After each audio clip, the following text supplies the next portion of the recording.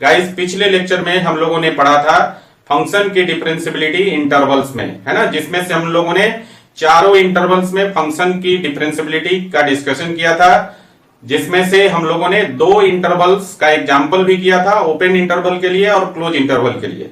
Guys आज के lecture में हम लोग बचे हुए दो इंटरवल्स, ओपन क्लोज इंटरवल और क्लोज ओपन इंटरवल में फंक्शन की डिफरेंशियबिलिटी के लिए एग्जाम्पल के द्वारा समझने का प्रयास करेंगे, है ना। तो चलिए शुरू करते हैं आज का लेक्चर। सो गाइस इसमें आज हम लोग जो पहला एग्जाम्पल लेते हैं वो है अपने पास, मान लीजिए कि हमारे पास एक फंक्शन है f(x) = x + 1। ये हमारे पास फंक्शन है और यहां पर जो x है वो बिलोंग करता है आपका क्लोज्ड ओपन इंटरवल 0 to 1, है ना। इस इंटरवल में फंक्शन की डिफरेंशियबिलिटी को टेस्ट करना है। तो देखिए इसको नंबर लाइन पे पहले डालते हैं हम लोग। तो हमारे पास दो बाउंड्री पॉइंट है 0 और 1, है ना। इसको नंबर लाइन पे डाल दीजिए, एक तरफ हो गया 0, दूसरी तरफ हो गया 1, है ना। इंटरवल कौन सा अपने पास, क्लोज्ड ओपन इंटरवल। तो 0 आपका इंक्लूडेड है, 1 आपका एक्सक्लूडेड है ना। तो इस इंटरवल में हमें टेस्ट करना है फंक्शन की डिफरेंशियबिलिटी। देखिए 0 क्लोज है आपका, तो 0 पर हम लोग क्या करेंगे, राइट हैंड डेरिवेटिव टेस्ट करेंगे। 0 क्लोज है, 0 पर हम लोग राइट हैंड डेरिवेटिव टेस्ट करेंगे और फिर अपने पास जो ये ओपन इंटरवल है 0 से 1, इस बीच में हम लोग फंक्शन की डिफरेंशियबिलिटी इसके किसी भी पॉइंट को मान के कुछ भी हम लोग चेक करेंगे। मतलब इस बीच में जितने भी पॉइंट्स हैं इसमें से कोई एक पॉइंट मान लेंगे x = k और इस पॉइंट पर फंक्शन की डिफरेंशियबिलिटी चेक करेंगे, ठीक है। तो चलिए, तो सबसे पहले हम लोग RHD निकाल लेते हैं और RHD क्या हो जाएगा बच्चा, लिमिट h टेंड्स टू 0, है ना। और यहां पर हो जाएगा आपका, देखिए किस पॉइंट पर हम लोग निकाल रहे हैं RHD, 0 पर। तो ये हो जाएगा f(0 + h - f(0), है ना, और डिवाइडेड बाई h। अब देखिए f(0 + h) कैसे मिलेगा और f(0) कैसे मिलेगा। तो इसके लिए हम लोग क्या करेंगे, यहां पर आपके पास फंक्शन गिवन है f(x) = x + 1। तो यहां पर हम लोग x के जगह 0 + h डाल देंगे, तो f(0 + h) मिल जाएगा और x के जगह यहाँ 0 डाल देंगे तो f(0) मिल जाएगा, है ना। तो आप यहाँ साइड में देख भी सकते हैं, f(0 + h) निकालना होगा तो x के जगह 0 + h डाल दीजिए, तो ये वैल्यू आपका h + 1 हो जाएगा, है ना।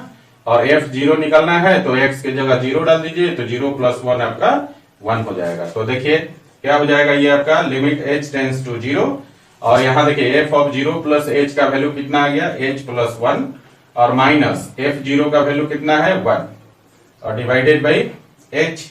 अब यहाँ प्लस माइनस 1 आपका कैंसिल हो जाएगा, तो h/h भी कट के 1 हो जाएगा, तो RHD का वैल्यू कितना हो गया 1, है ना। तो यहाँ पर हम लोगों ने क्या देखा कि यहाँ पर जो लेफ्ट बाउंड्री है इस पर आपका RHD एग्जिस्ट करता है ना, और ये आपका फाइनाइट वैल्यू के बराबर है ना। तो हमने क्या कहा था कि इस तरह का जब भी इंटरवल हो तो लेफ्ट बाउंड्री पर आपका राइट हैंड डेरिवेटिव एग्जिस्ट करना चाहिए और किसी फाइनाइट वैल्यू के बराबर होना चाहिए, है ना। तो यहाँ पर आपका RHD निकल गया है, ये एग्जिस्ट करता है और ये आपका फाइनाइट वैल्यू के बराबर है। क्लियर है। चलिए अब हम लोग क्या करेंगे, यहां पर जो अपने पास इंटरवल है, अब बच गया इंटरवल आपका ओपन, है ना, 0 से 1, और इसमें से हम लोग इसके बीच में तो इनफाइनाइट नंबर ऑफ पॉइंट्स होगा, इसी पॉइंट में से हम लोग एक पॉइंट ले लेंगे x = k और इसी पॉइंट पर फंक्शन की डिफरेंशियबिलिटी को टेस्ट करेंगे। क्लियर है। तो चलिए मान लिया कि इसके बीच में ओपन इंटरवल 0 to 1 के बीच में एक पॉइंट ले लिया x = k। सो नाउ अब हम लोग इस पॉइंट पर LHD और RHD निकालेंगे। तो LHD आपका हो जाएगा लिमिट h टेंड्स टू 0 और यहां पर हो जाएगा देखिए हम लोग x = k पर निकाल रहे हैं, तो f(k - h - f(k) divided by -h, है ना।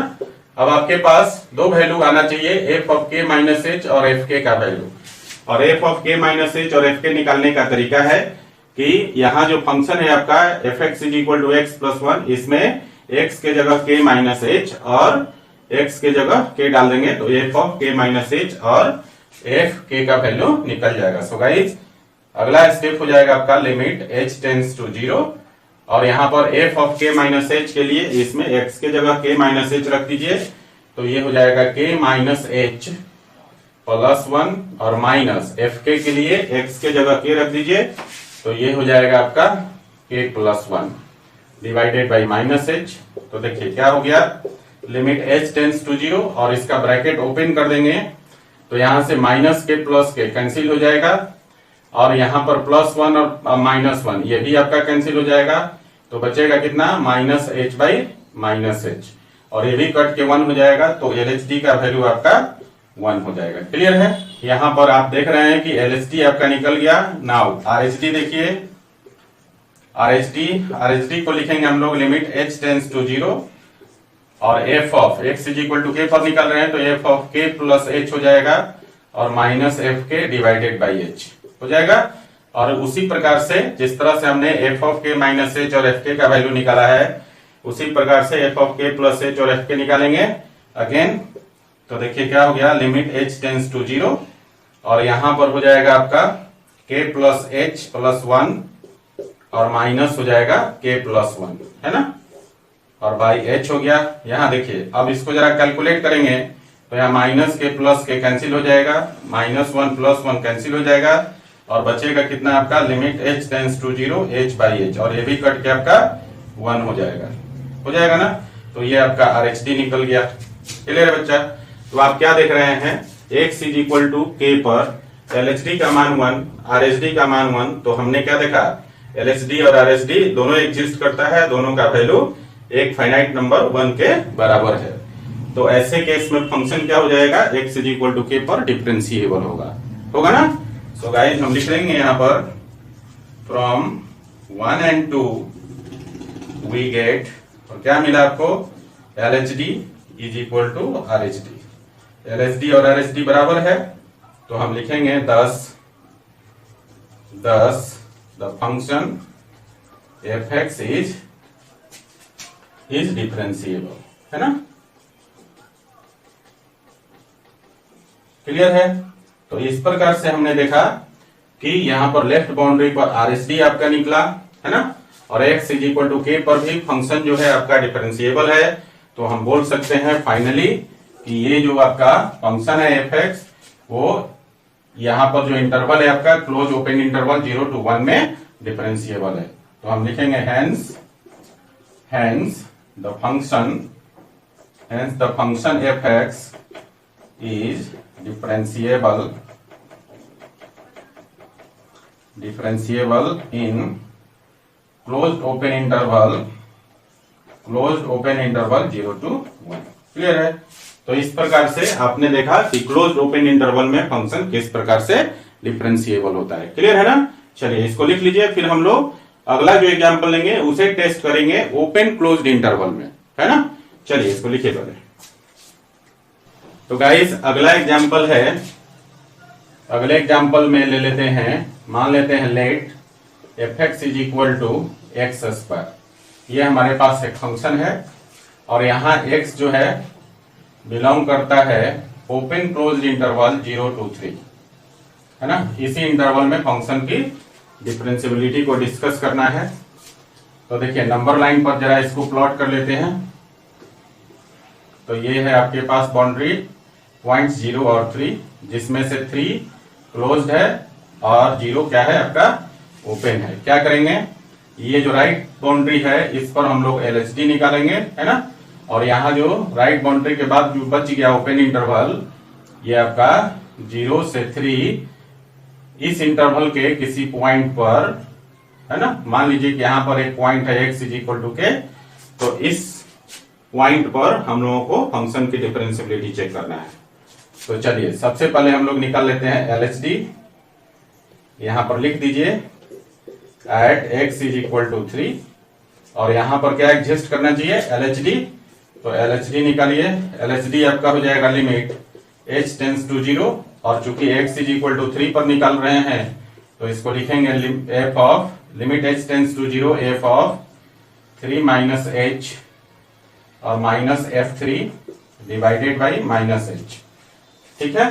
चलिए एफ ऑफ 3 माइनस एच कैसे मिलेगा, यहाँ पर x के जगह 3 माइनस एच रख देंगे fx में तो मिल जाएगा, और सिमिलरली x के जगह 3 रख देंगे तो f3 मिल जाएगा। सो गाइज अगला स्टेप हो जाएगा आपका लिमिट h टेंड्स टू 0, और यहाँ पर हो जाएगा 3 माइनस एच का होल स्क्वायर और माइनस 3 का square divided by minus H.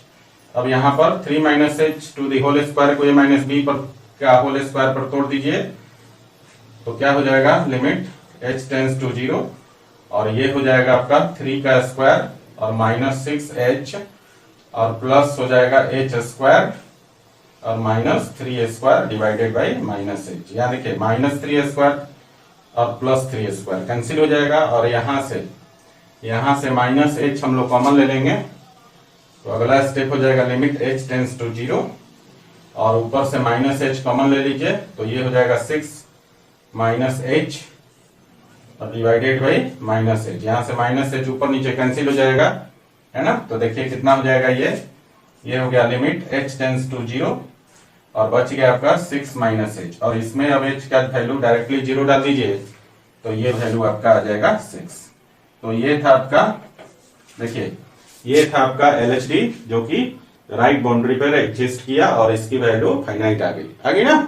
चलिए अब हम लोगों को क्या करना है, ये जो ओपन इंटरवल है 0 से 3, इसके अंदर जो है एक पॉइंट हमने ले लिया x इज इक्वल टू के, और इस x is equal to k पर हमें फंक्शन की डिफरेंशियबिलिटी को चेक करना है। क्लियर है। Now at x is equal to k, x is equal to k पर LHD निकाल लीजिए, क्या हो जाएगा लिमिट h टेंड्स टू 0 और f of k minus h और minus f k divided by minus H. कैसे मिलेगा, f of k minus H और एफ के, ये दोनों यहाँ पर k माइनस एच और k, तो है ना, यहाँ पर x के जगह आप पुट कर देंगे k माइनस एच, तो आपको मिल जाएगा f of k minus H, और x के जगह k पुट कर देंगे तो मिल जाएगा एफ के।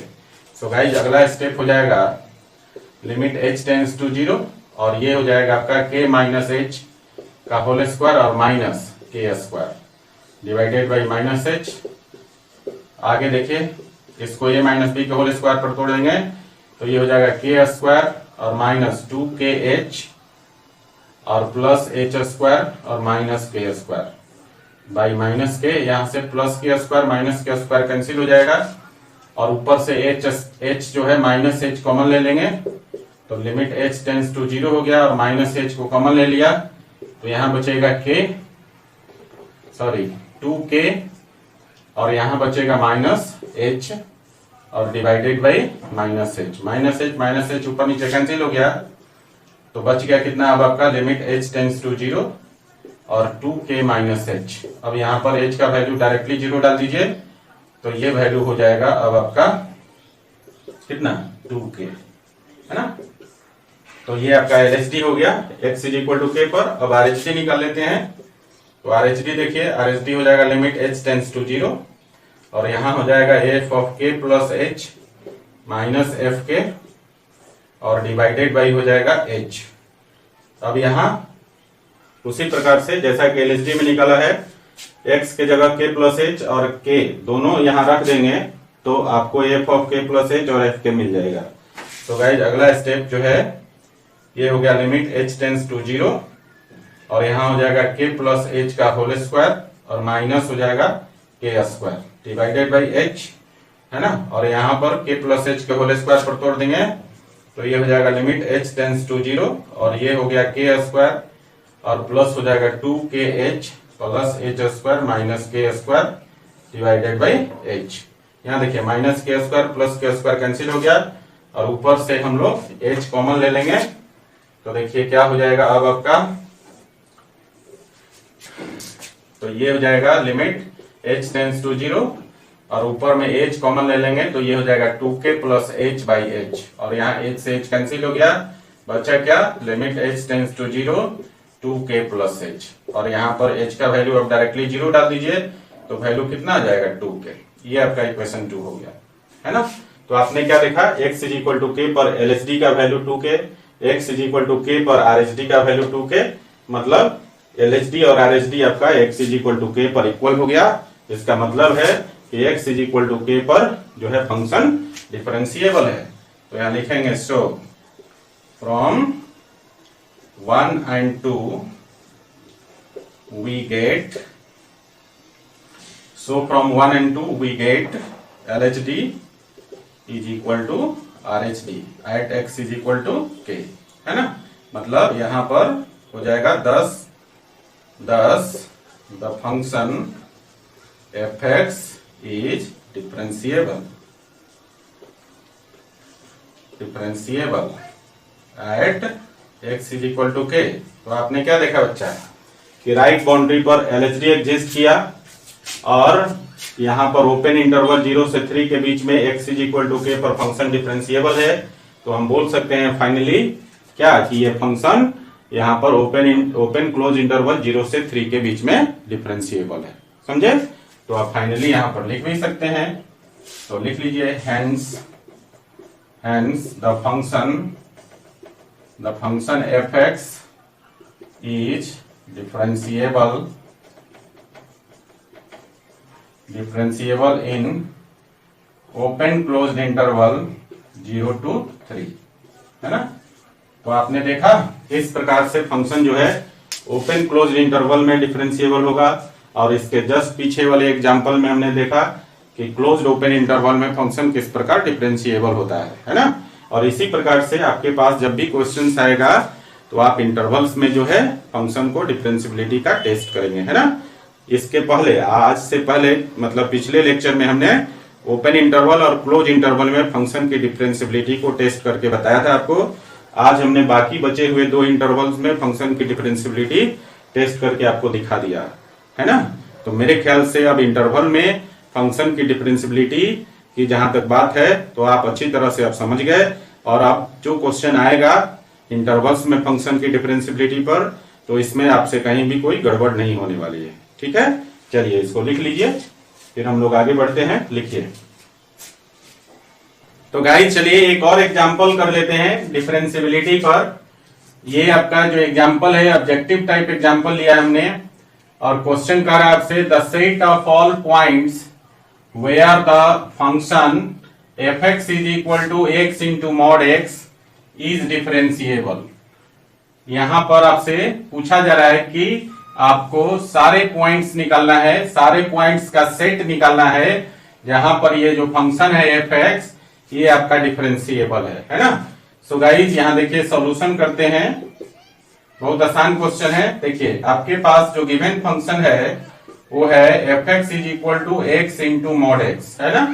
और mod x की प्रॉपर्टी आप क्या जानते हैं, mod x का प्रॉपर्टी होता है mod x का वैल्यू x होता है कब, जब x is greater than equal to 0 and minus x कब होता है, जब x इज लेस देन 0, है ना। ये आपके mod x की प्रॉपर्टी है। तो देखिए mod x का वैल्यू x लेंगे, है ना, तब आपका रीजन क्या होना चाहिए, x का रीजन होना चाहिए ग्रेटर देन इक्वल टू 0। तो गाइस ये फंक्शन जो हो जाएगा आपका, देखिए अब इसका 2 वैल्यू निकलेगा। जब आप x का वैल्यू 0 और 0 से बढ़ा लेंगे तो यहां पर वैल्यू कितना हो जाएगा, mod x का वैल्यू x। तो x यहां पर mod x के जगह x डालेंगे और x कॉलेज है तो x इंटू x कितना हो जाएगा, x स्क्वायर। रीजन क्या हो जाएगा, x is greater than equal to 0। और दूसरा रीजन जब x का वैल्यू 0 से छोटा लेंगे तो mod x का वैल्यू कितना हो जाएगा, माइनस x। तो यहां पर fx में mod x के जगह माइनस x रखेंगे तो fx का वैल्यू हो जाएगा कितना, माइनस एक्स स्क्वायर। और रीजन हो जाएगा x इज लेस देन 0 तो fx का दूसरा वैल्यू हो जाएगा माइनस एक्स स्क्वायर। और ये कब होगा, जब x इज लेस देन 0, है ना।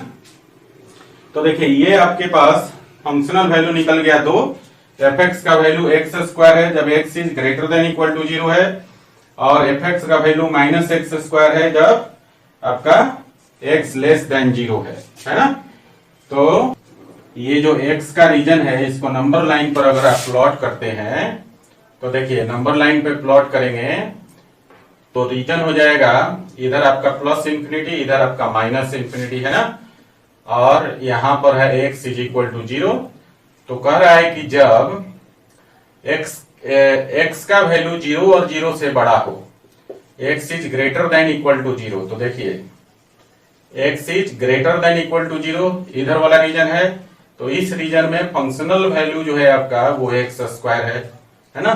और दूसरा रीजन है जब एक्स का वैल्यू 0 से छोटा हो, देखिए इस तरफ एक्स इज लेस देन 0, तो फंक्शनल वैल्यू है f x is equal to minus x square. तो आप क्या रीजन देख रहे हैं, एक्स का रीजन यहां से लेकर यहां तक एक्स के सारा वैल्यू है जिस पॉइंट पर हम लोग फंक्शन की डिफरेंशियबिलिटी को चेक कर सकते हैं, है ना। क्योंकि यहां पर दिया हुआ है कि आपको निकालना है set of all points where the function f x is differentiable. तो आपको एक्स के वो सारे पॉइंट्स निकालना है जहां पर ये डिफरेंशिएबल है। तो आप देख रहे हैं ना कि यहां से एक्स का जो वैल्यू है वो माइनस इंफिनिटी से लेकर प्लस इंफिनिटी तक लाई करेगा जहां पर ये फंक्शन आपका डिफरेंशिएबल होगा। सो गाइस इसको बनाने की आवश्यकता नहीं है ना। तो एक कॉमन आइडिया है कि आपका जो रीजन है एक्स का उसी रीजन को हम लिखते हैं, है ना। तो यहाँ पर आप देख रहे हैं कि जो एक्स का रीजन है वो कहां से कहां तक है, माइनस इंफिनिटी से प्लस इंफिनिटी तक। सो गाइस यहाँ पर एक्स का जो वैल्यू होगा वो बिलोंग करेगा माइनस इंफिनिटी तक, माइनस इंफिनिटी से प्लस इंफिनिटी तक। और इसी एक्स के लिए फंक्शन क्या है आपका, एफ एक्स जो है डिफरेंशिएबल होगा। क्लियर है बच्चा। तो आंसर कौन सा हो जाएगा, आंसर हो जाएगा आपका सी। एक्स का वैल्यू कहां से कहां तक लाई करेगा, माइनस इंफिनिटी से प्लस इंफिनिटी तक। क्लियर है ना। इसको आप चाहे तो बना सकते हैं माइनस इंफिनिटी से प्लस इंफिनिटी। कैसा इंटरवल होता है, ओपन इंटरवल। इसमें से कोई एक जनरल पॉइंट ले लीजिएगा, है ना। आपके लिए ज्यादा बेहतर होगा कि एक्स इज इक्वल टू 0 पर चेक कर लीजिए। क्लियर है। एक्स इज इक्वल टू 0 पर डिफरेंशिएबिलिटी चेक कर लीजिए, फिर यहां से 0 से इंफिनिटी के बीच में चेक कर लीजिए, और फिर इधर 0 से माइनस इंफिनिटी के बीच में चेक कर लीजिए। 3 केसेस बनाइए, है ना। तो x इज इक्वल टू 0 तो रियल वैल्यू है, इस पर आप आसानी से चेक कर लेंगे। लेकिन इस तरफ राइट साइड में x is equal to k मान के चेक कीजिए 0 से इंफिनिटी तक, और इसी प्रकार से इधर भी आप x is equal to k मान के चेक कीजिए, है ना। तो 3 आपका केसेस बनेगा, तीनों केस में आप चेक कर लीजिए, तीनों केस में डिफरेंशिएबल होगा। लेकिन यहां पर इतना करेंगे तो ये क्वेश्चन बहुत लंबा हो जाएगा, ऑब्जेक्टिव के हिसाब से ये बहुत टाइम लेगा आपका, है ना। तब जाके आप डिसाइड करेंगे कि माइनस इंफिनिटी से प्लस इंफिनिटी तक ये फंक्शन डिफरेंशिएबल है कि नहीं है। लेकिन यहां पर आपके पास एक जनरल फंक्शन दिया है, हमें सिर्फ एक्स का रीजन बताना है ना। तो यहां से मॉड की प्रॉपर्टी लगाकर फंक्शन जिस रीजन में डिफाइंड है ना, एक्स के जिस रीजन के लिए उस रीजन को निकाल लेंगे, और डेफिनेटली उसी रीजन में फंक्शन डिफरेंशिएबल होगा। तो इस प्रकार से हमने यहाँ पर मॉड एक्स की प्रॉपर्टी लगाकर, है ना, एक्स का रीजन निकाल लिया जिसके लिए एफ एक्स डिफाइंड है, और डेफिनेटली इसी रीजन में फंक्शन डिफरेंशिएबल भी होगा। सो गाइस एक्स का रीजन हो जाएगा माइनस इंफिनिटी से प्लस इंफिनिटी। ये अपना जो है कॉमन सेंस का अप्रोच है ना। तो ऐसे आसानी से बन जाता है। क्लियर है बच्चों। चलिए इसको लिख लीजिए जरा। तो गाइस कंटिन्यूटी एंड डिफरेंशियबिलिटी के बीच में कुछ रिलेशन है, और इस रिलेशन को हमने 4 पॉइंट में पॉइंट आउट किया है ना। Relation between continuity and differentiability ये हमेशा याद रखिएगा, क्योंकि ये जो 4 पॉइंट्स आप याद रखते हैं तो बहुत जगह कंटिन्यूटी डिफरेंशियबिलिटी का एप्लीकेशन करने में आपको बहुत आसानी होगी, है ना। 4 पॉइंट्स कौन कौन से हैं बच्चा। पहला पॉइंट है if the function is differentiable. देखिए if the function is differentiable at a point, अगर कोई फंक्शन किसी पॉइंट पर डिफरेंशिएबल है then it is also continuous at that point. समझे बात को। अगर कोई फंक्शन किसी पॉइंट पर डिफरेंशिएबल है तो फंक्शन उस पॉइंट पे कंटिन्यूअस होगा, ये जरूरी है। बात समझ में आई। क्या है पहला पॉइंट कि अगर कोई फंक्शन किसी पॉइंट पर डिफरेंशिएबल है तो उसी पॉइंट पर फंक्शन कंटिन्यूअस भी होगा। क्लियर है ना। चलिए पहला पॉइंट समझ में आ गया आपको। दूसरा पॉइंट क्या है, if the function f x is not differentiable at a point. अगर मान लीजिए कोई फंक्शन है वो किसी पर्टिकुलर पॉइंट पर डिफरेंशिएबल नहीं है तो उस केस में क्या होगा, देन इट मे और may not B continuous at that point. अगर कोई फंक्शन किसी पर्टिकुलर पॉइंट पर डिफरेंशिएबल नहीं है तो उस पर्टिकुलर पॉइंट पर फंक्शन कंटिन्यूअस हो भी सकता है और नहीं भी हो सकता है। यहां रिलेशन अच्छी तरह समझिए। पहला पॉइंट था कि कोई फंक्शन किसी पर्टिकुलर पॉइंट पर डिफरेंशिएबल है तो उस पॉइंट पर कंटिन्यूअस भी होगा, ये जरूरी है, समझे ना। लेकिन दूसरा पॉइंट क्या कह रहा है कि किसी पर्टिकुलर पॉइंट पर अगर फंक्शन डिफरेंशिएबल नहीं है तो ऐसा है कि फंक्शन उस पर्टिकुलर पॉइंट पर कंटिन्यूअस हो भी सकता है और नहीं भी हो सकता है। क्लियर हो गया। डिफरेंशिएबल नहीं है किसी पर्टिकुलर पॉइंट पर तो फंक्शन उस पॉइंट पे कंटिन्यूअस हो भी सकता है और नहीं भी हो सकता है। लेकिन अगर फंक्शन किसी पर्टिकुलर पॉइंट पर डिफरेंशिएबल है तो उस पॉइंट पर जरूरी है कि फंक्शन कंटिन्यूअस होगा। क्लियर हुआ बच्चा। तो ये 2 पॉइंट क्लियर हो गया। चलिए और 2 पॉइंट की चर्चा कर लेते हैं। तीसरा पॉइंट है अपना, if function f x is continuous at a point, अगर फंक्शन किसी पॉइंट पे कंटिन्यूअस है देन इट मे और may not be differentiable at that point, है ना। फंक्शन कंटिन्यूअस है तो जरूरी नहीं है कि उस पॉइंट पर फंक्शन डिफरेंशिएबल भी होगा। बात समझे क्या है कि अगर कोई फंक्शन किसी पॉइंट पर कंटिन्यूअस है तो जरूरी नहीं है कि उस पॉइंट पर फंक्शन डिफरेंशिएबल होगा।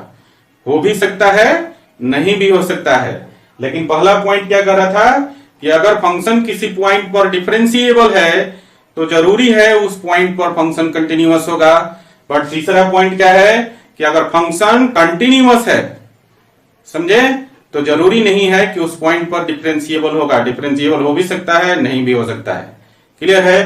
तो यहां पर जो है ना अपोजिट रिलेशन है 1 और 3 में। अगर डिफरेंशिएबल है तो function must be continuous at that point. If the function is continuous at a point then it may और may not be differentiable at that point. Clear है कि अगर फंक्शन कंटिन्यूअस है किसी पॉइंट पर तो उस पर डिफरेंशिएबल हो भी सकता है, नहीं भी हो सकता है। लेकिन अगर डिफरेंशिएबल है किसी पॉइंट पर तो फंक्शन उस पॉइंट पर कंटिन्यूअस होगा, ये जरूरी है। क्लियर हो गया बच्चा। चलिए चौथे पॉइंट की बात करें।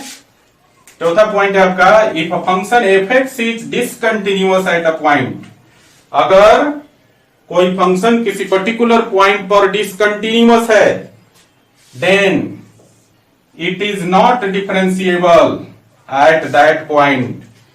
समझे, बात क्लियर है। अगर किसी पॉइंट पर फंक्शन डिसकंटिन्यूअस है तो डेफिनेटली उस पॉइंट पर फंक्शन डिफरेंशिएबल नहीं होगा। डिसकंटिन्यूअस का मतलब है कि उस पॉइंट पर या तो होल होगा, है ना, ग्राफ में उसके, या फिर गैप होगा। तो ऐसे जगह पर क्या होगा, एलएचडी और आरएचडी का डबल वैल्यू आएगा। मतलब एलएचडी का वैल्यू अलग होगा और आरएचडी का वैल्यू अलग होगा। ये भी हो सकता है कि एलएचडी और आरएचडी दोनों एग्जिस्ट करे, है ना, लेकिन दोनों का डिफरेंट वैल्यू आए। या ये भी हो सकता है कि एलएचडी और आरएचडी एग्जिस्ट ही ना करे, है ना, या कोई एक भी उनमें से एग्जिस्ट ना करे। तो ऐसे कंडीशन होता है किस कंडीशन में, जब फंक्शन डिसकंटिन्यूअस हो किसी पॉइंट पर, है ना। तो चौथा पॉइंट क्लियर हो गया कि अगर कोई फंक्शन किसी पर्टिकुलर पॉइंट पर डिसकंटिन्यूअस है तो यह जरूरी हो जाता है कि उस पॉइंट पर फंक्शन डिफरेंशिएबल नहीं होगा। क्लियर है बच्चा। एक बार चारों पॉइंट को फिर से समझ लीजिए। पहला पॉइंट है कि अगर किसी पॉइंट पर फंक्शन आपका डिफरेंशिएबल है तो जरूरी है उस पॉइंट पर फंक्शन कंटिन्यूअस होगा। दूसरा पॉइंट है कि अगर फंक्शन जो है किसी पर्टिकुलर पॉइंट पर डिफरेंशिएबल नहीं है तो जरूरी नहीं है कि उस पॉइंट पर फंक्शन कंटिन्यूअस होगा। हो भी सकता है और नहीं भी हो सकता है। तीसरा पॉइंट क्या है, तीसरा पॉइंट है कि अगर कोई फंक्शन किसी पर्टिकुलर पॉइंट पर कंटिन्यूअस है ना, तो उस पॉइंट पर जो फंक्शन है आपका डिफरेंशिएबल हो भी सकता है और नहीं भी हो सकता है। क्लियर है। और चौथा पॉइंट है कि अगर किसी पर्टिकुलर पॉइंट पर फंक्शन कंटिन्यूअस है ही नहीं, मतलब डिसकंटिन्यूअस है, तो डेफिनेटली उस पॉइंट पर फंक्शन डिफरेंशिएबल भी नहीं होगा, नॉट डिफरेंशिएबल होगा। क्लियर होगा। तो ये 4 पॉइंट्स थे जिससे आप जो है कंटिन्यूटी और डिफरेंशिएबिलिटी में आप डिफरेंस दिखा सकते हैं। और इसका जो है एप्लीकेशन आप हम लोग करेंगे objective type questions. So guys, आज हमने पहला क्वेश्चन लिया है और ये क्वेश्चन है आपका, if the function f x is defined as fx is equal to sin x by x plus cos x when x not equal to 0 and fx is equal to x when x is equal to 0 is continuous at x is equal to 0 then the value of k is, है ना। पूछ रहा है कि ये जो function है fx, ये x is equal to 0 पर जो है कॉन्टिन्यूअस है तो k का वैल्यू क्या होगा इन चारों में से, है ना।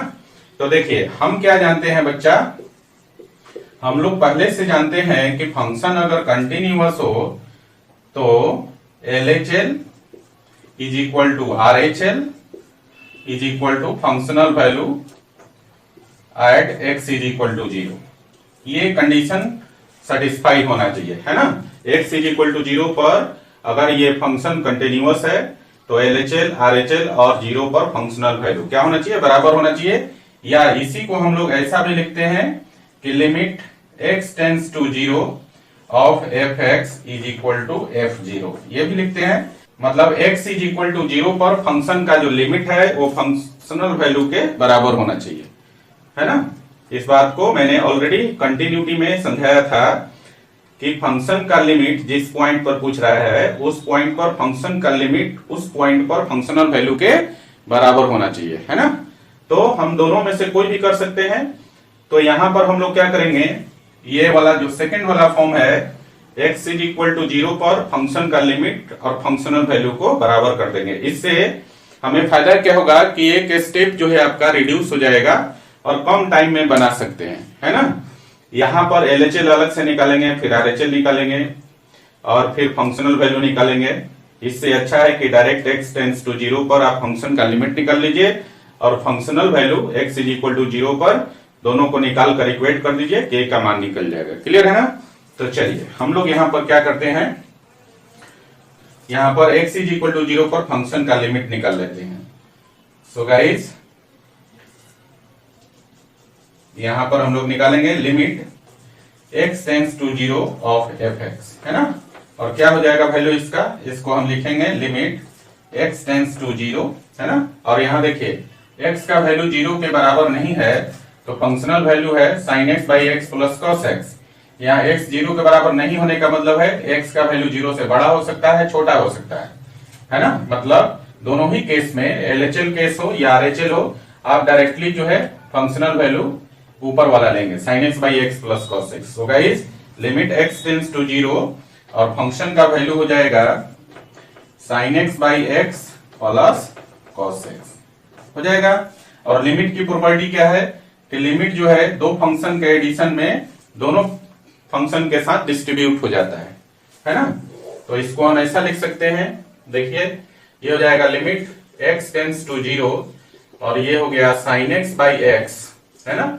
और प्लस दूसरे फंक्शन के साथ भी लिमिट लग जाएगा तो लिमिट x टेंड्स टू 0 और ये हो गया cos x, है ना। और इसका वैल्यू कितना हो जाएगा, देखिए अब ये स्टैंडर्ड फार्मूला हो गया दोनों, तो इसका वैल्यू हो जाएगा limit x tends to 0 sin x by x का वैल्यू 1 और plus limit x tends to 0 cos x का वैल्यू भी 1। तो ये वैल्यू आपका आ गया 1 प्लस 1 2 के बराबर। एंड यहां पर देखिए and functional value x is equal to 0 पर फंक्शनल वैल्यू f0 और x इज इक्वल टू 0 पर फंक्शन का मान कितना है k। तो f0 का वैल्यू k हो गया, ये आपका सेकंड इक्वेशन हो गया। नाउ या फिर यहां ऐसे लिखे since the function fx is continuous at x is equal to 0, x is equal to 0 पर चूंकि फंक्शन कंटिन्यूअस है तो देयरफॉर क्या हो जाएगा limit x tends to 0 of fx is equal to f0 और limit x tends to 0 of fx कितना है 2, तो 2 इज इक्वल टू k।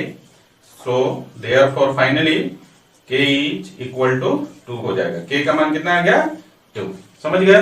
तो k क्या वैल्यू 2 आएगा जिसके लिए ये जो फंक्शन गिवन था वो x इज इक्वल टू 0 पर कॉन्टिन्यूअस है। क्लियर है बच्चा, चलिए इसको लिखिए जरा। तो गाइस अगला क्वेश्चन है क्वेश्चन नंबर 2 और इसमें आपसे कह रहा है if fx is equal to cos x to the power 1 by x when x not equal to 0 and fx is equal to k when x is equal to 0 is continuous at x is equal to 0 then the value of k is।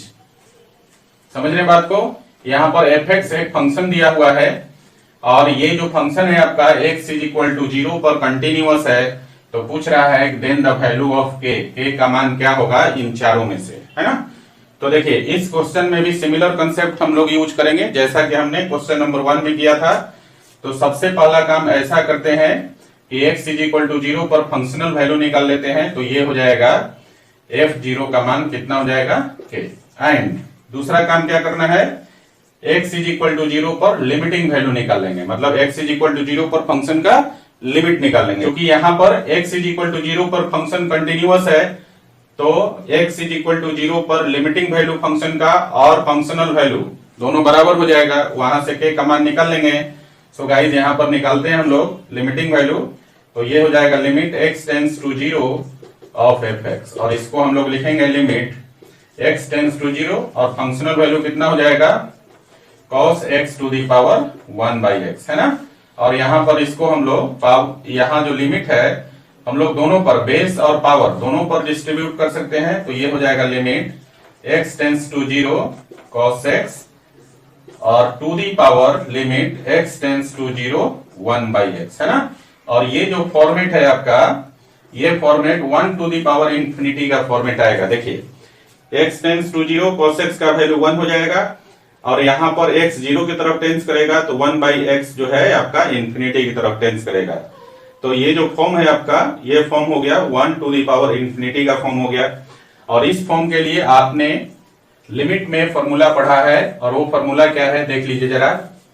Formula आपने पढ़ा है, पहला formula limit x tends to 0 1 plus x to the power 1/x is equal to e, या फिर दूसरा जब x infinity की तरफ टेंस करता है तो limit x tends to infinity और यहां पर 1 प्लस 1/x, है ना, और to the power x is equal to ये दो फॉर्मूला बहुत ही इंपॉर्टेंट फॉर्मूला हमने पढ़ाया है। हालांकि इस कैटेगरी में मैंने लिमिट में 4 फॉर्मूले पढ़ाए हैं, आपको इसमें से पहला यूज करना है। जब x 0 की तरफ टेंस कर रहा है तो यहाँ फॉर्म देखिए, x का वैल्यू 0 डालेंगे, है ना, तो ब्रैकेट में 1 हो जाएगा, और यहां डालेंगे तो 1/0 इंफिनिटी हो जाएगा। तो ये फॉर्मेट कैसा है, 1 टू दी पावर इंफिनिटी। और इस केस में क्या होता है, लिमिटिंग वैल्यू आपका e के बराबर होता है। सो गाइस ये जो वैल्यू है ओवरऑल, ये आपका 1 टू दी पावर इंफिनिटी का केस है, तो इसका लिमिट कितना हो जाएगा e के बराबर, है ना।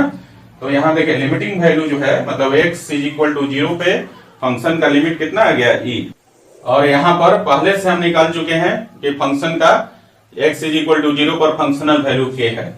सो गाइस हम लिखेंगे क्या, since the function fx is continuous at x is equal to 0, x is equal to 0 पे कंटिन्यूअस है, तो limiting value x is equal to 0 पर फंक्शन का x is equal to 0 पर फंक्शनल वैल्यू के बराबर होगा। तो देखिए लिमिटिंग वैल्यू कितना आया e, और फंक्शनल वैल्यू कितना है k, तो देयरफॉर फाइनली क्या मिला, k is equal to e। Clear है। तो इस तरह के छोटे छोटे क्वेश्चंस होते हैं, है ना, कॉन्सेप्ट आपको आना चाहिए, बनाने में कोई प्रॉब्लम नहीं होगा। सो गाइस क्वेश्चन नंबर 2 का आंसर कौन सा हो जाएगा, डी। समझ में आई बात। चलिए लिमिट को जरूर रिवीजन करते रहेंगे, क्योंकि लिमिट का कॉन्सेप्ट जो है कंटिन्यूटी डिफरेंशियबिलिटी में खूब यूज किया जाता है ना। चलिए इसको लिख लीजिए।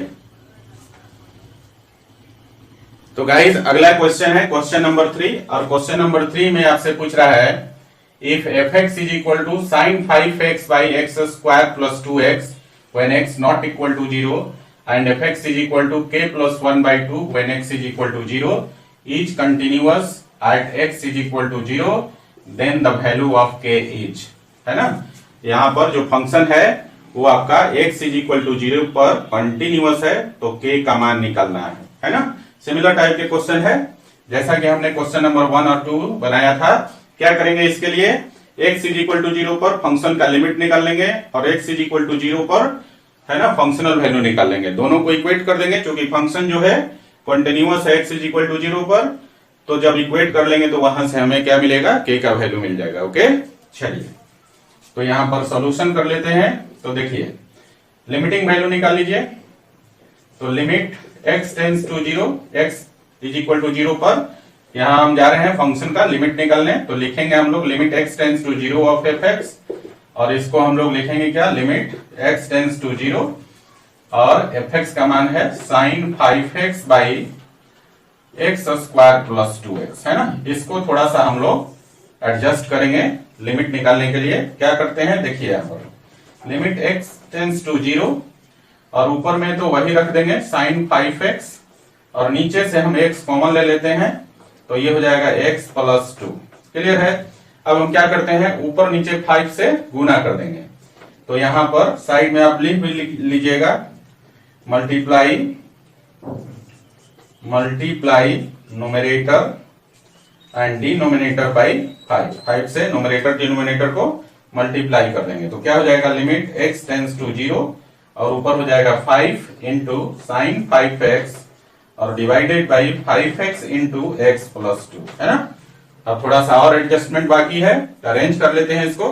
तो देखिए इसको कैसे लिखेंगे, लिमिट x टेंड्स टू 0 और sign 5x by 5x, formula पर लाने के लिए साइन 5x बाई 5x एक साथ लिख लिया, और फिर बाकी क्या बच गया, इनटू दूसरे टर्म में भी लिमिट लगा लीजिए x टेंड्स टू 0 और ये बच गया 5 बाई एक्स प्लस 2, है ना। इस तरह से हम लोग इसको दो फंक्शन के प्रोडक्ट में लिख दिया और दोनों के साथ लिमिट लगा दिया, है ना। अब x 0 की तरफ टेंस करेगा तो ये आपका फॉर्मूला है x tends to 0 sine x by x का वैल्यू कितना होता है 1, यहाँ x के जगह 5x है तो ये वैल्यू आपका हो गया 1, है ना। स्टैंडर्ड फॉर्मूला पर चला गया और यहाँ पर x टेंस टू 0 करेंगे तो x का वैल्यू 0 डाल देंगे तो ये हो जाएगा 5/2, तो ये हो गया 1 इंटू 5/2, मतलब फाइनली वैल्यू जो निकला वो हो गया 5/2, है ना। x इज इक्वल टू 0 पर फंक्शन का लिमिट कितना हो गया 5/2। नाउ अब हमें क्या निकालना है, x इज इक्वल टू 0 पर फंक्शनल वैल्यू। सो गाइस यहाँ पर f0 कितना हो जाएगा k प्लस 1/2। देखिए x इज इक्वल टू 0 पर फंक्शनल वैल्यू कितना है k प्लस 1/2, है ना। अब देखिए दोनों वैल्यू निकल गया, x इज इक्वल टू 0 पर लिमिट निकल गया, x इज इक्वल टू 0 पर फंक्शनल वैल्यू निकल गया, जो कि फंक्शन क्या है यहाँ पर कंटिन्यूअस है x इज इक्वल टू 0 पर। तो हम लोग लिखेंगे since the function fx is continuous at x is equal to 0, तो देयरफॉर क्या हो जाएगा, limit x tends to 0 of fx, x is equal to 0 पर फंक्शन का लिमिट जो है फंक्शनल वैल्यू के बराबर हो जाएगा। तो देखिए फंक्शन का limit x is equal to 0 पर कितना आया है 5/2 और यहाँ पर x इज इक्वल टू 0 पर फंक्शनल वैल्यू कितना है k प्लस 1/2, है ना। तो देखिए यहां से 1/2 को इधर लाइए तो क्या हो जाएगा, k is equal to 5/2 minus 1/2 और 5/2 माइनस 1/2 करेंगे तो 4/2 हो जाएगा, 2 से 4 कट जाएगा 2 टाइम्स, तो फाइनली आपको k का वैल्यू जो है मिल गया 2 के बराबर, है ना। तो k इज इक्वल टू 2 आ गया। अब k के इसी मान के लिए k इज इक्वल टू 2 के लिए ये जो फंक्शन था, है ना, fx x is equal to 0 पर कंटिन्यूअस है। ओके, सो गाइज आपका आंसर कौन सा हो जाएगा, ऑप्शन बी, है ना। k का मान 2 होगा जिसके लिए function x is equal to 0 पर कंटिन्यूअस होगा। क्लियर है, चलिए इसको लिख लीजिए जरा। तो गाइज अगला क्वेश्चन है क्वेश्चन नंबर 4 और फिर से यहां पर आपको k का वैल्यू निकालना है। ये क्वेश्चन क्या कर रहा है आपसे, the value of k which makes the function defined by fx is equal to sin 1/x when x not equal to 0 and fx is equal to k when x is equal to 0 is continuous at x is equal to 0 is, मतलब ये जो function दिया हुआ है fx, ये जो है आपका x इज इक्वल टू 0 पर कंटिन्यूअस है तो k का मान निकालना है आपको, है ना। पिछले क्वेश्चन की तरह ही है, क्या करेंगे इसमें, x इज इक्वल टू 0 पर फंक्शन का लिमिट निकालेंगे और x इज इक्वल टू 0 पर फंक्शनल वैल्यू निकालेंगे, है ना। क्योंकि function x is equal to 0 पर कंटिन्यूअस है तो x इज इक्वल टू 0 पर लिमिट और फंक्शनल वैल्यू दोनों बराबर हो जाएगा और वहां से अपना k का वैल्यू मिल जाएगा। सो गाइस देखिए इसका सॉल्यूशन करते हैं। तो सबसे पहले हम लोग निकाल लेते हैं लिमिट। तो देखिए क्या हो जाएगा, limit x tends to 0 of fx, है ना, x इज इक्वल टू 0 पर फंक्शन का लिमिट निकालना है और इसको हम लोग अब लिखेंगे क्या, लिमिट x टेंड्स टू 0 और फंक्शन का वैल्यू क्या है sin 1/x, है ना। अब देखिए जरा यहां पर ध्यान देने की बात है, हम लोग डायरेक्ट लिमिट निकाल रहे हैं, है ना, जिसमें LHL RHL दोनों इंक्लूडेड होता है ना। तो देखिए यहां पर x जब 0 की तरफ टेंस करेगा तो 1/x क्या हो जाएगा, इंफिनिटी की तरफ टेंस करेगा, है ना। यहां पर समझिए as x tends to 0, 1 upon x tends to infinity, है ना। तो ये जो वैल्यू है आपका 1 अपॉन x अब इंफिनिटी की तरफ टेंस करेगा। और आप क्या जानते हैं कि साइन x में जो होता है x रियल होता है, x के किसी भी वैल्यू के लिए साइन x जो है डिफाइंड है और इसका वैल्यू कहां से कहां तक लाई करता है, -1 से लेकर 1 तक, मालूम है ना। तो यहां पर है ना 1/x का वैल्यू चाहे कुछ भी हो, कोई भी रियल वैल्यू हो, -इंफिनिटी से +इंफिनिटी तक कोई भी रियल वैल्यू हो, है ना, एंगल में, तो साइन x का वैल्यू है ना -1 से 1 के बीच में लाई करेगा। क्लियर है ना।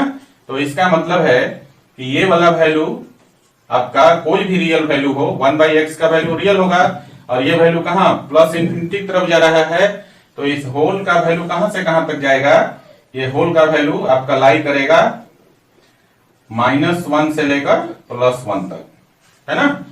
ये जो लिमिट है x इज इक्वल टू 0 पर जो फंक्शन का वैल्यू है वो आपका कहां से कहां तक लाई करेगा बच्चा, -1 से लेकर +1 तक। क्लियर है ना।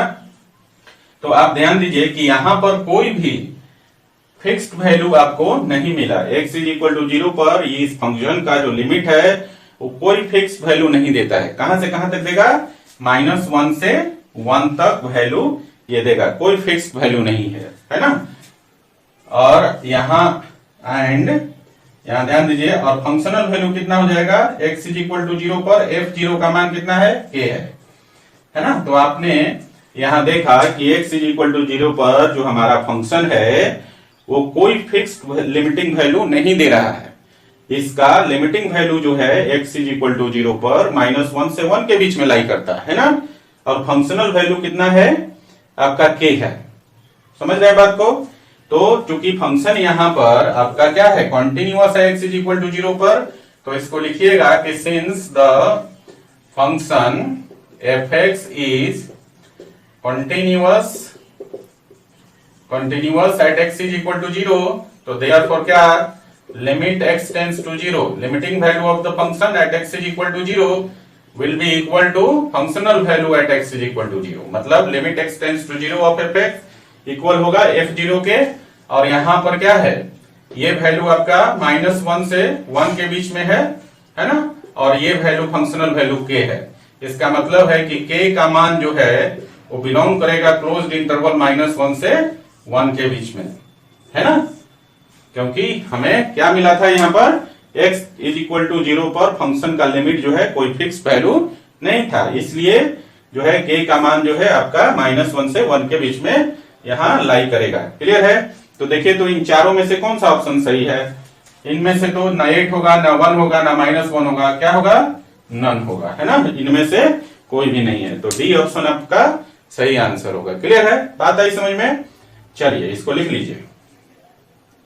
तो गाइस अगला क्वेश्चन है क्वेश्चन नंबर 5, और क्वेश्चन नंबर 5 में दिया है the number of points at which the function f(x) is equal to 1/x minus greatest integer x is not continuous, है ना।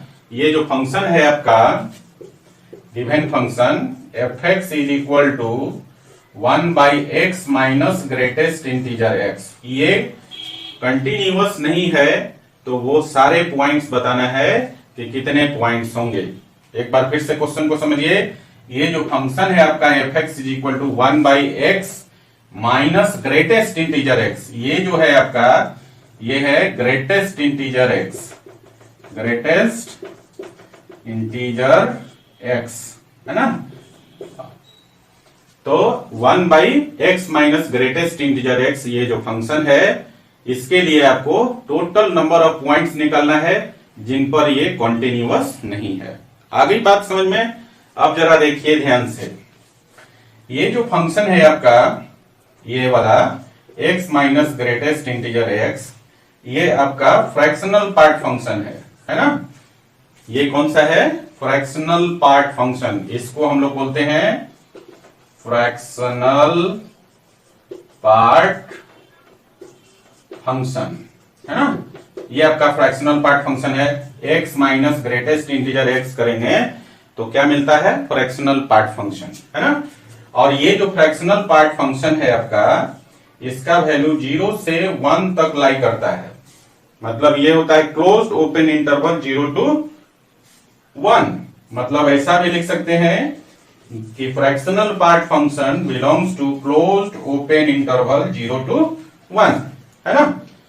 सो गाइस, इतना जब आप समझ गए तो आपका जो फंक्शन है अब ये जो एफ एक्स, ये हो जाएगा 1 बाई फ्रैक्शनल पार्ट फंक्शन, है ना, क्योंकि इसका मान क्या होता है, x minus greatest integer x का वैल्यू फ्रैक्शनल पार्ट फंक्शन के बराबर, है ना।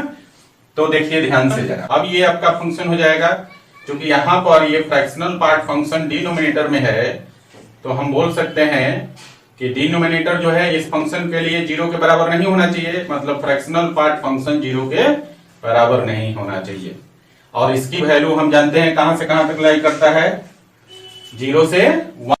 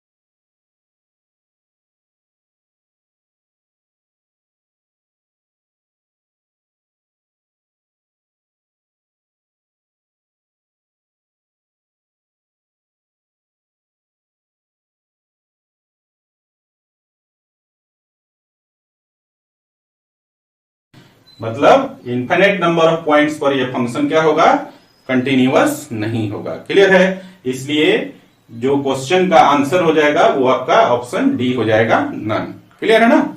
चलिए इसको लिख लीजिए जरा।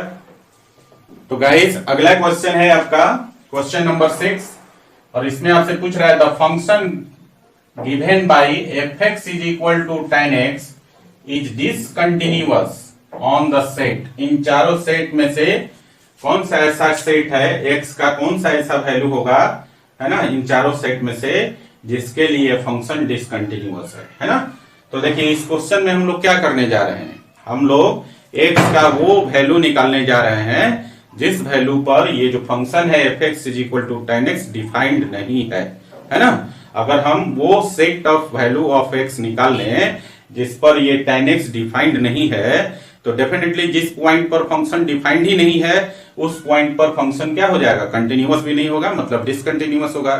तो यहां पर डिसकंटिन्यूटी टेस्ट करने की आवश्यकता नहीं है ना। जो कॉमन सेंस है ये कहता है कॉमन सेंस कि अगर हम फंक्शन का वो सारा पॉइंट निकाल लें जो फंक्शन में वेरिएबल है, जिस वेरिएबल पर फंक्शन डिफाइंड ही नहीं है, तो हमें वो सारा पॉइंट निकल जाएगा जिस पर वो डिसकंटिन्यूअस होगा। समझे। तो देखिए अब हमारे पास जो बेसिक आइडिया क्या है बच्चा, जो फंक्शन है आपका f x is equal to tan x, इसका जो डोमेन होता है x जो होता है वो रियल होता है ना, माइनस इंफिनिटी से प्लस इंफिनिटी, सॉरी, इसका जो डोमेन होता है वो होता है x बिलोंग करता है रियल माइनस, और किस किस पॉइंट पर डिफाइंड नहीं होता है, ये वैल्यू डिफाइंड नहीं होता है 2n+1 π/2, है ना, इस पॉइंट पर डिफाइंड नहीं है ना। n का वैल्यू यहां पर n बिलोंग्स टू इंटीजर होगा, n के किसी भी इंटीग्रल वैल्यू के लिए 2n+1 π/2 पर, है ना, ये जो tan x है आपका फंक्शन डिफाइंड नहीं है। समझे। तो अगर हम लोग यहां पर वैल्यू निकालें, देखिए यहां पर हम लोग अगर इसका डोमेन निकालें तो कितना हो जाएगा, रियल में से ये वाला पॉइंट जिस पर ये फंक्शन डिफाइंड नहीं है उसको घटा लें तो ये डोमेन निकल जाएगा, है ना। तो इतना पर, है ना, r minus real minus 2n+1 π/2 पर ये फंक्शन डिफाइंड होगा, ये आपका डोमेन हो गया। लेकिन आपसे कह रहा है कि फंक्शन डिसकंटिन्यूअस है, जिस जिस पॉइंट पर उसका सेट निकालना है। तो हमको ये इसका डोमेन नहीं चाहिए, हम लोगों को चाहिए जिस पॉइंट पर फंक्शन अनडिफाइंड है, क्योंकि मैंने कहा कि जिस पॉइंट पर फंक्शन अनडिफाइंड है उस पॉइंट पर फंक्शन डिसकंटिन्यूअस हो जाएगा। सो गाइस, यहां पर जो आपका आंसर है वो अब आ गया। आप समझ गए कि किस पॉइंट पर फंक्शन अनडिफाइंड होगा। तो x का वैल्यू 2n+1 π/2 पर, है ना, इसके x के ये सारे वैल्यू पर फंक्शन क्या होगा आपका अनडिफाइंड हो जाएगा। और अनडिफाइंड हो जाएगा x के इन सारे वैल्यू पर, तो उस पॉइंट पर फंक्शन डिसकंटिन्यूअस हो जाएगा। समझे। तो फाइनली जो आपका सेट बनेगा जिस पॉइंट पर फंक्शन डिसकंटिन्यूअस है वो हो जाएगा आपका x बिलोंग्स टू, और यहां पर लिखिएगा 2n+1 π/2 such that n belongs to integer, है ना। n के, है ना, इंटीग्रल वैल्यू, किसी भी इंटीग्रल वैल्यू के लिए 2n+1 π/2 पर जो वैल्यू है x का, उस पर ये फंक्शन आपका अनडिफाइंड होगा और इन्हीं सारे पॉइंट पर फंक्शन क्या होगा अल्टीमेटली डिसकंटिन्यूअस हो जाएगा। क्लियर है। तो हमें फंक्शन में डिफरेंशियबिलिटी नहीं चेक करना था, एक्चुअली इस फंक्शन में हमें वो सारे पॉइंट्स निकालने थे जिस पॉइंट पर फंक्शन डिफाइंड नहीं है ना। तो अल्टीमेटली उन्हीं सारे पॉइंट्स पर फंक्शन क्या हो जाएगा डिसकंटिन्यूअस हो जाएगा। समझे। सो गाइस, इस क्वेश्चन का आंसर क्या हो जाएगा चेक कीजिए, सी वाला, ये जो ऑप्शन सी है 2n+1 π/2 such that n belongs to integer, और ये सारे x का वैल्यू है, ये जो x के वैल्यू का जो सेट है, इसी सेट में फंक्शन अनडिफाइंड होगा और अल्टीमेटली उन सारे पॉइंट्स पर क्या होगा डिसकंटिन्यूअस होगा। तो आंसर आपका हो गया सी। समझ में आया। चलिए लिख लीजिए इसको।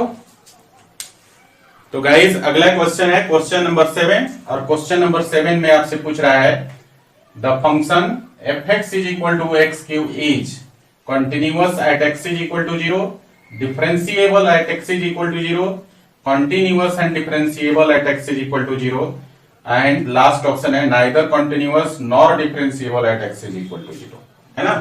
ये जो फंक्शन है f(x = x³, इन चारों में से कौन सा ऑप्शन सही है इस फंक्शन के लिए, ये आपको निकालना है ना।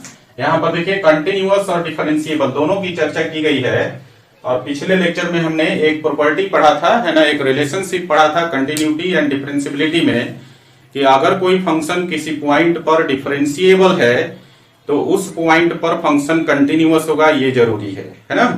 तो देखिए यहाँ पर कंटिन्यूटी और डिफरेंशियबिलिटी को चेक करने के लिए अगर x = 0 पर हम इसकी डिफरेंशियबिलिटी चेक कर लें, है ना, तो उसकी कंटिन्यूटी चेक हो जाएगी ऑटोमेटिकली, है ना।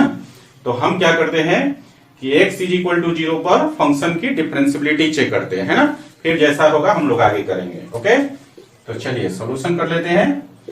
एट x = 0 पर सबसे पहले LHD निकाल लेते हैं, और LHD क्या हो जाएगा बच्चा, limit h tends to 0 f(0 - h - f(0) divided by -h, है ना। क्या करेंगे, f(0 - h) के लिए हम लोग फंक्शन में x के जगह 0 - h डाल दीजिए, तो कितना हो जाएगा, ये हो जाएगा लिमिट h टेंड्स टू 0, और ये होगा 0 - h का क्यूब, और माइनस f(0) के लिए फंक्शन में x के जगह 0 डाल दीजिए, तो 0 का क्यूब 0 हो जाएगा, है ना, और डिवाइडेड बाई -h, कितना बचेगा, लिमिट h टेंड्स टू 0। अब देखिए 0 - h का क्यूब करेंगे तो -h3, और डिवाइडेड बाई -0 करेंगे, -h3 - 0 तो -h3 हो गया, और फिर हो जाएगा -h। यहां से देखिए माइनस माइनस कैंसिल, एक h भी कैंसिल हो जाएगा, बचेगा कितना, limit h tends to 0 h², है ना। और यहां पर अब h का वैल्यू डायरेक्टली 0 डाल दीजिए, तो LHD का मान कितना हो गया 0। क्लियर है बच्चा।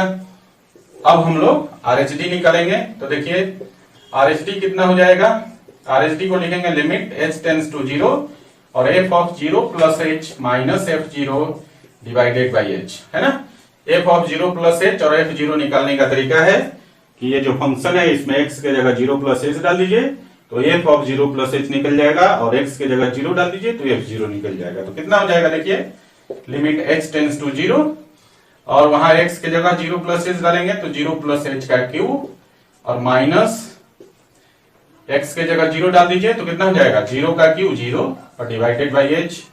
अब यहाँ देखिए जरा कैलकुलेशन करेंगे तो 0 प्लस h का क्यूब हो गया h cube minus 0 h cube divided by h, एक h कट जाएगा, बचेगा कितना, limit h tends to 0 h square, यही बचेगा।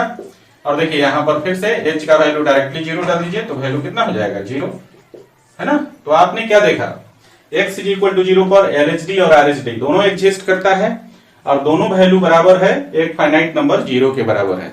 मतलब x इज इक्वल टू 0 पर LHD और RHD इक्वल है, तो फंक्शन क्या होगा, x इज इक्वल टू 0 पर डिफरेंशिएबल होगा। और मैंने अभी बताया कि पिछले लेक्चर में हमने एक जो है ना रिलेशन पढ़ा था कंटिन्यूटी डिफरेंशिएबिलिटी में, कि अगर कोई फंक्शन किसी पॉइंट पर डिफरेंशिएबल है तो जरूरी है उस पॉइंट पर फंक्शन कंटिन्यूअस भी होगा। सो गाइस सबसे पहले तो हम लोग ये लिखेंगे, so from 1 and 2 we get, और क्या मिला, LHD is equal to RHD, है ना। तो इसका मतलब क्या है, 10, यहां 10 के जगह लिखिए that is the function fx is differentiable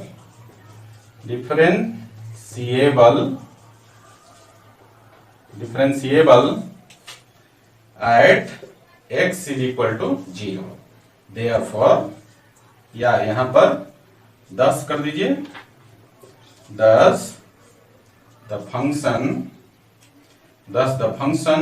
fx is also continuous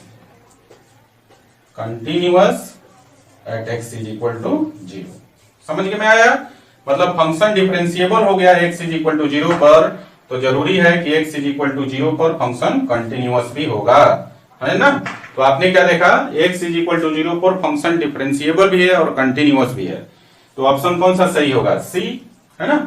हम लिखेंगे क्या, the function fx is equal to x cube is continuous and differentiable at x is equal to 0।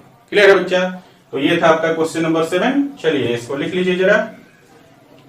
तो गाइज अगला क्वेश्चन है क्वेश्चन नंबर 8, और question number 8 में आपसे पूछ रहा है कि ये जो फंक्शन है fx is equal to greatest integer x is continuous at, ये 4 पॉइंट दिया हुआ है, a में दिया है 4, b में -2, c में 1 और d में 1.5, है ना। इन चारों पॉइंट में से किस पॉइंट पर ये जो फंक्शन है fx is equal to greatest integer x continuous होगा, है ना। तो गाइज आप जानते हैं कि ये जो ग्रेटेस्ट इंटीजर x जो फंक्शन है आपका, ये सारे इंटीग्रल पॉइंट्स पर जो है आपका डिसकंटिन्यूअस होता है ना। अगर नहीं जानते हैं, नहीं मालूम है, तो इसको करके हम लोग देख लेते हैं। कोई भी इसमें से एक इंटीग्रल पॉइंट ले लेते हैं, जैसे मान लो कि हम 4 ही ले लेते हैं, चेक कर लो। यहाँ at x is equal to 4 पे देख लेते हैं, यहां से a से लेकर c तक ये सारे पॉइंट्स इंटीग्रल है ना। कोई भी पॉइंट आप ले सकते हैं, है ना, या इनके अलावा भी कोई दूसरा पॉइंट भी आप चूज कर सकते हैं। उस पॉइंट पर जो है ना, इंटीग्रल पॉइंट पर हम इस ग्रेटेस्ट इंटीजर फंक्शन के कंटिन्यूटी को टेस्ट कर लेते हैं, है ना। तो हमें पता चल जाएगा कि इंटीग्रल पॉइंट पर फंक्शन क्या होता है, डिसकंटिन्यूअस होता है ना। चलिए at x is equal to 0 continuity check test करने के लिए हम लोगों को LHL RHL निकालना पड़ेगा, है ना। तो देखिए क्या हो जाएगा बच्चा, पहले LHL निकाल लेते हैं। LHL को हम लिखेंगे limit x tends to 4 minus of fx, और fx का वैल्यू क्या है, ग्रेटेस्ट इंटीजर x, है ना। यहां पर सब्स्टिट्यूशन करेंगे, x के जगह कितना 4 माइनस h, और x टेंड्स टू 4 माइनस के जगह h टेंड्स टू 0। तो इसको हम लोग लिखेंगे लिमिट h टेंड्स टू 0, और यहां पर ग्रेटेस्ट इंटीजर के अंदर हो जाएगा 4 माइनस h, है ना। क्योंकि h जो है बहुत ही छोटा वैल्यू होता है, और इसको जब 4 में से घटाएंगे तो अंदर 3 पॉइंट समथिंग हो जाएगा, है ना। 3 पॉइंट समथिंग हो जाएगा, है ना। और 3 पॉइंट समथिंग को अगर आप नंबर लाइन पर यहां पर दिखाते हैं, देखिए यहां पर 3 पॉइंट समथिंग है, कुछ भी लिख दीजिए, इस तरफ 3 है और इस तरफ 4 है ना। तो इसका जो ग्रेटेस्ट इंटीजर वैल्यू होगा इसके ठीक पीछे वाला सबसे बड़ा इंटीजर। तो कितना वैल्यू हो जाएगा इसका वैल्यू हो जाएगा 3, है ना। तो LHL का मान आ गया 3। RHL देख लीजिए जरा। RHL को हम क्या लिखेंगे, limit x tends to 4 plus, है ना, और ग्रेटेस्ट इंटीजर x, और यहां सब्स्टिट्यूशन करेंगे, x के जगह 4 प्लस h डाल देंगे और x टेंस टू 4 प्लस के जगह h टेंस टू 0। तो क्या हो जाएगा बच्चा, लिमिट h टेंस टू 0 और यहाँ ग्रेटेस्ट इंटीजर के अंदर हो जाएगा 4 प्लस h, है ना। अब जरा ध्यान दीजिए, मैंने कहा कि ये जो h है वो बहुत ही छोटा वैल्यू है, लेकिन जब इसे आप 4 में जोड़ेंगे तो 4 पॉइंट समथिंग हो जाएगा, है ना। तो नंबर लाइन पर अगर दिखाना है तो मान लो कि 4.0079 कुछ हो भी हो सकता है, 4 पॉइंट समथिंग हो जाएगा, है ना। और इससे पहले जस्ट पहले का इंटीजर 4 और बाद का इंटीजर 5। क्लियर है। तो इसका 4.00 जो भी समथिंग है 4 पॉइंट समथिंग, इसका ग्रेटेस्ट इंटीजर वैल्यू इससे जस्ट छोटा सबसे बड़ा इंटीजर, तो कौन सा हुआ 4, है ना। तो RHL का मान आपका 4 आ गया, LHL का मान कितना आ गया 3। तो आप क्या देख रहे हैं, LHL और RHL बराबर ही नहीं है ना। तो फंक्शनल वैल्यू निकालने की कोई आवश्यकता ही नहीं है। वैसे आप निकाल सकते हैं F4 का मान जो होगा ग्रेटेस्ट इंटीजर 4, और आपको मालूम है इंटीग्रल वैल्यू के लिए ग्रेटेस्ट इंटीजर वैल्यू सेम होता है ना। तो आप क्या देख रहे हैं यहाँ पर, इसको आप 3 मान लीजिए। आपने देखा कि x इज इक्वल टू 4 पर LHL और RHL बराबर नहीं है, इसका मतलब है कि फंक्शन क्या है, डिसकंटिन्यूअस हो गया। तो इसी प्रकार 4 के जगह और भी कोई इंटीग्रल पॉइंट लेंगे, उन सारे इंटीग्रल पॉइंट पर फंक्शन क्या होगा, डिसकंटिन्यूअस होता है ना। तो यहीं से आंसर आपका आ गया कि डी आपका आंसर होगा 1.5 पर ये कंटिन्यूअस होगा, समझे ना। ये तीनों तो ऐसे ही गलत हो गया, तो डेफिनेटली एक तो सही होगा। वैसे हम लोग अभी चेक करेंगे इस पॉइंट पर फंक्शन की कंटिन्यूटी, है ना। तो चलिए यहां से पहले इसको फिनिश कर लेते हैं। यहां पर लिख दीजिए, so from 1 and 2 we get, और क्या मिला, LHL not equal to RHL, है ना। इसका मतलब है thus the function fx is क्या है, discontinuous at x is equal to 4, है ना। और सिर्फ 4 पर ही नहीं, बाकी जितने भी इंटीग्रल पॉइंट्स हैं सब पर डिसकंटिन्यूअस होगा, ठीक है। नाउ अब हम लोग चेक करेंगे at x is equal to 1.5 पर, इसकी कंटिन्यूटी टेस्ट कर लेते हैं। हालांकि आंसर हमें पता चल गया है कि आंसर अब आपका डी होगा, लेकिन फिर भी संतुष्टि के लिए हम इसकी पुष्टि करेंगे, है ना। तो देखिए x इज इक्वल टू 1.5 पर हम लोगों को इसकी कंटिन्यूटी टेस्ट करना है। तो सबसे पहले हम लोग निकाल लेते हैं इसका फंक्शनल वैल्यू। तो फंक्शनल वैल्यू कितना हो जाएगा गाइस, 1.5।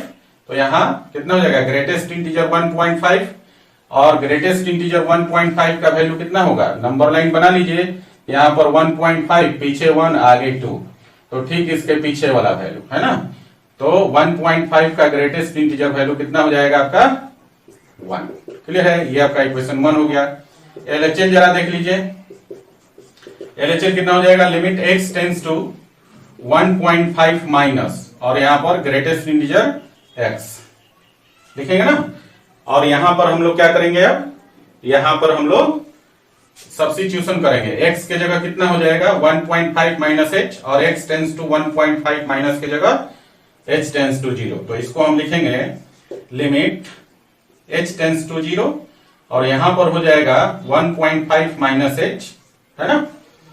अब देखिए यहां पर चूंकि h बहुत छोटा वैल्यू है, और इस छोटा वैल्यू को 1.5 में से घटाएंगे तो रेस्ट वैल्यू जो बचेगा वो भी 1 पॉइंट समथिंग ही होगा, है ना। 1.725 कुछ भी समथिंग वैल्यू ही आएगा, 1.325 ऐसे करके, है ना। यहां इसके आगे अगला इंटीजर 2 और पिछला इंटीजर 1, यही होगा।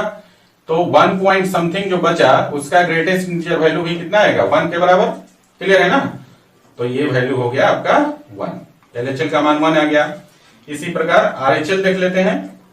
तो RHL क्या हो जाएगा आपका, limit x tends to 1.5 plus of greatest integer x, है ना।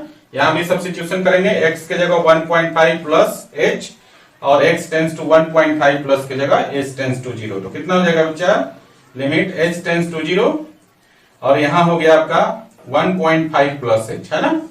अब देखिए h चूंकि g बहुत छोटा वैल्यू है, इसको 1.5 में जोड़ेंगे तो ये लगभग 1.7296 कुछ भी, मतलब इस तरह से वैल्यू आएगा। 1.5 से थोड़ा सा बढ़ेगा, है ना, लेकिन ग्रेटेस्ट इंटीजर वैल्यू कितना होगा? ग्रेटेस्ट इंटीजर वैल्यू तो ठीक इसके पीछे वाला इंटीजर तो कितना आएगा? 1 ही आएगा, है ना। तो फिर से RHL का मान 1 आ गया। तो इस केस में आप क्या देख रहे हैं? x इज इक्वल टू 1.5 पर फंक्शनल वैल्यू, LHL का मान और RHL का मान तीनों बराबर है। तो आप क्या देख रहे हैं? यहां पर जो आपका पॉइंट है 1.5, इस पर तीनों वैल्यू बराबर है, LHL, RHL and functional value.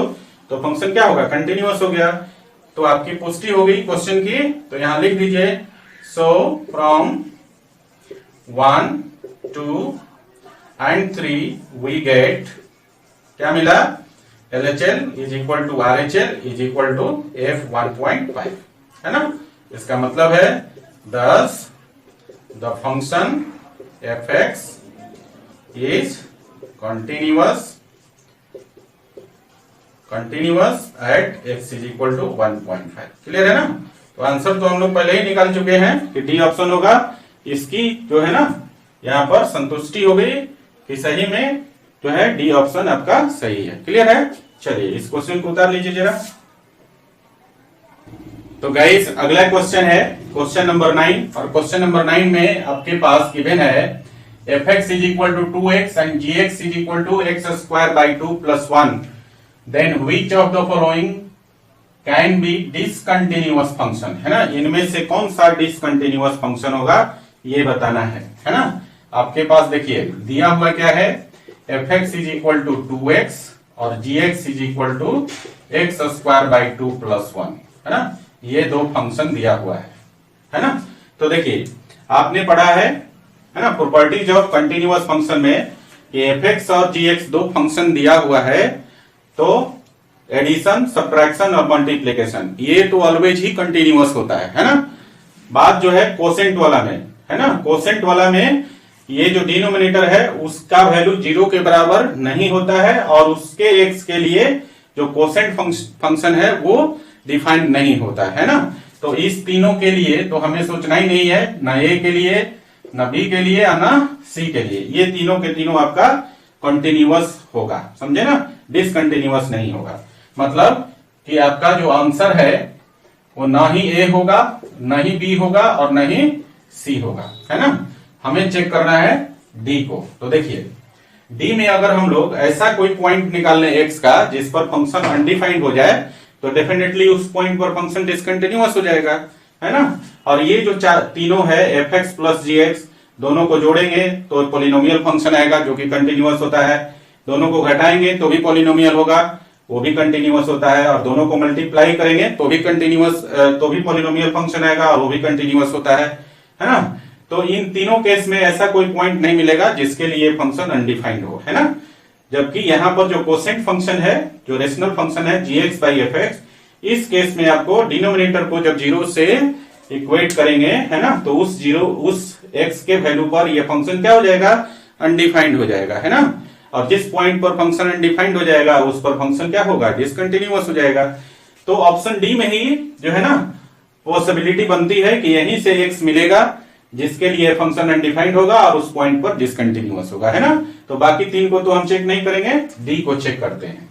So now यहां ध्यान दीजिए, gx बाई fx है और gx का वैल्यू है x स्क्वायर बाई 2 प्लस 1 और डिवाइडेड बाई 2x, है ना। अब देखिए ऊपर कैलकुलेट करेंगे तो ये हो जाएगा x स्क्वायर प्लस 2 और बाई 2 बाई 2x, ये 2 नीचे आ जाएगा, तो फाइनली हो गया x square plus 2 by 4x, है ना। और आप जानते हैं ये किसका वैल्यू आया, gx बाई fx का वैल्यू आया। ये डिफाइंड तभी होगा जब 4x नॉट इक्वल टू 0। इसका मतलब है कि x का वैल्यू 0 के बराबर नहीं होना चाहिए, है ना। x इज इक्वल टू 0 पर ये क्या हो जाएगा, अनडिफाइंड हो जाएगा। क्लियर है। तो इसका मतलब है कि x इज इक्वल टू 0 पर ये जो फंक्शन gx बाई fx है वो आपका डिसकंटिन्यूअस हो जाएगा। क्लियर हुआ। x इज इक्वल टू 0 पर ये फंक्शन क्या होगा, अनडिफाइंड हो जाएगा, और अनडिफाइंड हो जाएगा तो डिसकंटिन्यूअस हो जाएगा x इज इक्वल टू 0 पर, है ना। तो आप लिख भी सकते हैं यहां पर कि since gx by fx, since gx by fx will be undefined at x is equal to 0, x is equal to 0 पर undefined हो जाएगा, है ना। so the function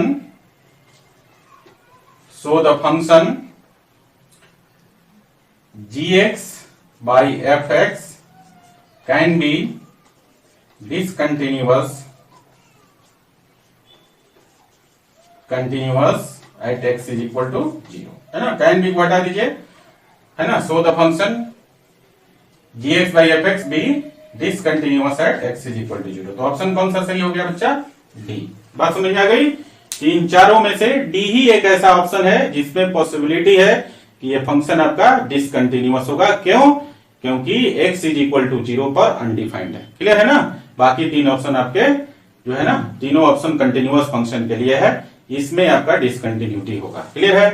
तो 9 का ऑप्शन हो गया डी, है ना। चलिए अगला क्वेश्चन देख लेते हैं, क्वेश्चन नंबर 10, है ना। तो देखिए क्वेश्चन नंबर 10 है बच्चा, मेरे ख्याल से नंबर गलत हो गया है, ये शायद 10 है और ये 11 है, आप सुधार लीजिएगा, ठीक है ना। जो भी हो, देखिए यहां पर फंक्शन दिया हुआ है fx is equal to 4 minus x square divided by 4x minus x, और इसके बारे में पूछ रहा है, इस फंक्शन के बारे में आपसे पूछ रहा है discontinuous at only 1 point, discontinuous at exactly 2 points, discontinuous at exactly 3 points and none of these, है ना। पूछ रहा है कि ये जो फंक्शन है सिर्फ एक पॉइंट पे कंटिन्यूअस होगा, या एग्जैक्टली 2 पॉइंट पे डिसकंटिन्यूअस होगा, या फिर एग्जैक्टली 3 पॉइंट पे डिसकंटिन्यूअस होगा, है ना। ये डिसकंटिन्यूटी के बारे में पूछ रहा है कि सिंगल पॉइंट पर डिसकंटिन्यूअस होगा, कि एग्जैक्टली 2 पॉइंट पर डिसकंटिन्यूअस होगा, या एग्जैक्टली 3 पॉइंट पे डिसकंटिन्यूअस होगा, या इनमें से कोई नहीं होगा। तो हम लोग क्या करेंगे, देखिए डिसकंटिन्यूटी जहां भी चेक करना है, सबसे पहले हम लोग फंक्शन को चेक करेंगे कि फंक्शन किस पॉइंट पर जो है अनडिफाइंड है। जिस पॉइंट पर फंक्शन अनडिफाइंड है, डेफिनेटली उस पॉइंट पर फंक्शन क्या होगा आपका, डिसकंटिन्यूअस होगा, है ना। अनडिफाइंड का मतलब है जिस पॉइंट पर फंक्शन डिफाइंड ही नहीं है तो कंटिन्यूअस होगा ही नहीं, समझे ना। तो मतलब डिसकंटिन्यूअस हो जाएगा। तो देखिए सबसे पहले हम लोग फंक्शन को ही टेस्ट करेंगे, यहां पर कंटिन्यूटी को टेस्ट नहीं करना है ना। तो आपके पास जो गिवन फंक्शन है देख लीजिए, गिवन है आपका fx is equal to 4 minus x square divided by 4x minus x cube है, 4x माइनस एक्स क्यू। इसको सुधार लीजिएगा जरा। फंक्शन क्या है, 4fx is equal to 4 minus x square divided by 4x minus x cube. Clear है। ये function है। देखिए नीचे से हम लोग कॉमन ले सकते हैं x, तो हो जाएगा 4 minus x square divided by x, common ले लिया तो ये हो जाएगा 4 माइनस एक्स स्क्वायर, है ना। अब देखिए यहां पर जो डिनोमिनेटर है दो फंक्शन का प्रोडक्ट है, और इस फंक्शन को डिफाइंड होने के लिए ये दोनों फैक्टर में से कोई भी फैक्टर 0 के बराबर नहीं होना चाहिए। तो देखिए पहला फैक्टर क्या है, x should not be equal to 0, x का वैल्यू 0 नहीं होना चाहिए, and 4 minus x square also not equal to 0, है ना। तो यहां से आप x निकालेंगे तो x का वैल्यू आ जाएगा plus not equal two plus minus 2, समझ रहे हैं। तो यहां पर 3 पॉइंट आपका निकला, x is equal to 0, x is equal to minus 2, x is equal to 0 and x is equal to 2। ये 3 ऐसे पॉइंट्स हैं जिस पॉइंट पर फंक्शन अनडिफाइंड हो जाएगा। x का वैल्यू देखिए, x का वैल्यू 0 रखेंगे तो डिनोमिनेटर 0 हो जाएगा, उस केस में अनडिफाइंड। x का वैल्यू माइनस 2 रखिए तो भी क्या हो जाएगा, 4 माइनस 4 0, तो अनडिफाइंड। x का वैल्यू 2 रखिए तो 4 माइनस 4 0, अनडिफाइंड।